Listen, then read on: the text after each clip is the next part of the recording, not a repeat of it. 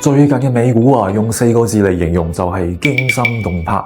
咁你睇前一陣嘅標普同埋納指一路狂飆，彷彿進入黃金時代，眯埋眼都可以賺錢。但係如果你拋開呢一層虛假繁榮嘅外衣，你會發現一個非常之殘酷嘅真相。呢一個係一場極少數 AI 巨頭獨撐大局嘅單腿牛市，就好似一個頭重腳輕嘅巨人，上半身肌肉爆棚，下半身卻虛弱不堪。美股正係處於呢一種嚴重嘅畸形分化中 ，AI 算力喺大屏幕上狂歡，大屏幕之外嘅實體經濟卻在承受高利率嘅劇烈絞殺。咁呢一次大盤回調跌得咁慘烈根本原因就係市場終於裝唔落去啦，大家開始驚，除咗 AI， 其他行業係咪都喺度隱形衰退呢？咁呢一輪半導體嘅牛市，到底係一場惠及全行業嘅復甦，定係幾隻領頭羊喺度拖住沉重嘅車廂艱難前行呢？大家好我係 Debs， 我哋嘅頻道原則永遠用最直白嘅語言講透複雜嘅金融邏輯。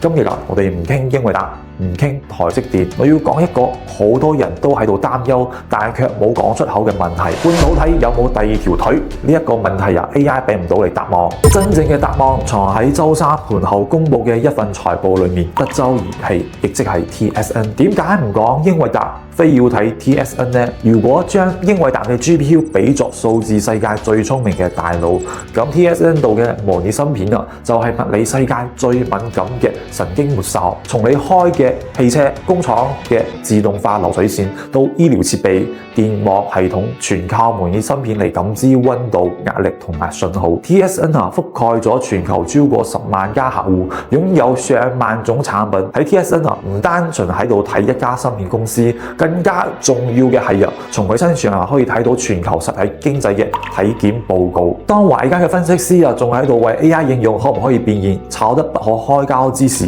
，TSN 嘅數據會不假掩飾嘅話俾你知，全球嘅工廠到底有冇開工，老百姓到底仲喺度買唔買耐用品咁講到咁多週三呢一份財報我哋睇到乜嘢？呢一次睇 TSN 財報，千祈唔好只係睇營收、每股收益呢一啲表面嘅數字，嗰啲係投行玩預期差嘅遊戲。要睇明真實嘅行業週期，你必須要及死3個極其硬核嘅指標。第一存貨天數與渠道去庫存。具體嚟講TSN 自身嘅庫存週期、週轉天數是否開始見頂回落？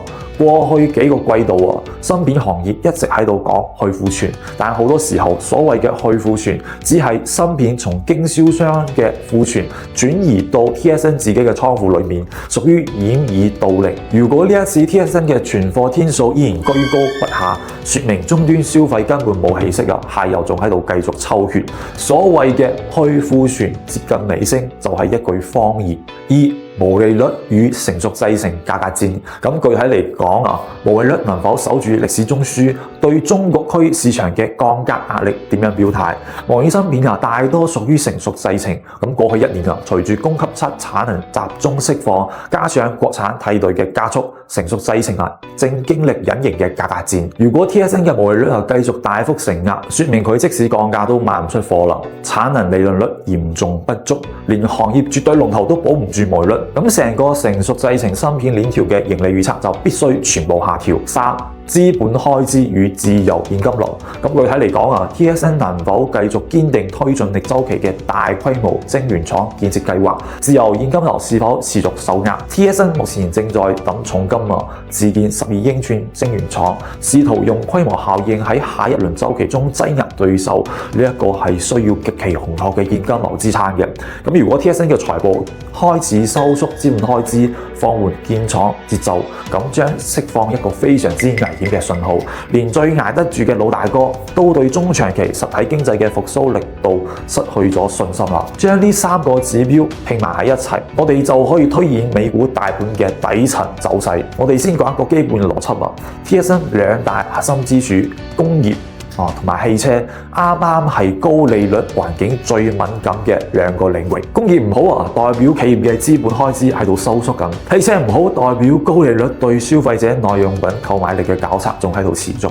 標普500而家整體嘅估值係建立喺宏觀軟着陸加全行業盈利全面復甦嘅完美假設之上，咁如果 TSM 指引再次崩塌，就徹底打破呢一個幻覺啦。美股除咗嗰幾家 AI 超級大廠，剩低嘅493家傳統企業根本冇業績支撐，亦即係我哋開篇講到呢一個係一場極少數 AI 巨頭獨產嘅單腿牛市。到時候啊，市場就不得不重新俾成個大盤定價。呢一個唔係芯片板塊內部嘅輪動啊，而係宏觀經濟航氣向資產價格嘅倒灌。咁了解咗呢一個深層嘅邏輯啊，我哋喺交易上應該點樣做呢？越係喺呢一種宏觀嘅拐點暗流湧動嘅時候，越係要保持極致嘅理性與克制。咁下面係我總結咗3個應對嘅原則。原則1：絕對唔賭財報，唔好喺財報前憑感覺去抄底，更加唔好加槓桿去賭所謂嘅困境反轉。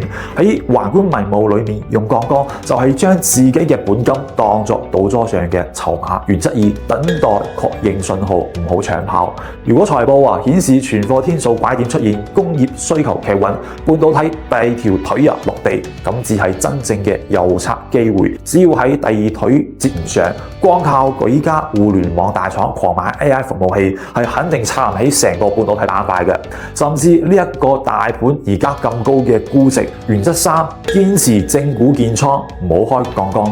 咁熟悉我嘅觀眾朋友都知道，我嘅操作習慣一直非常簡單直白，睇準邏輯，直接買入正股，唔融資，唔搞複雜嘅衍生品，穩健守住本金，你先至能夠喺市場劇烈波動中瞓得着覺。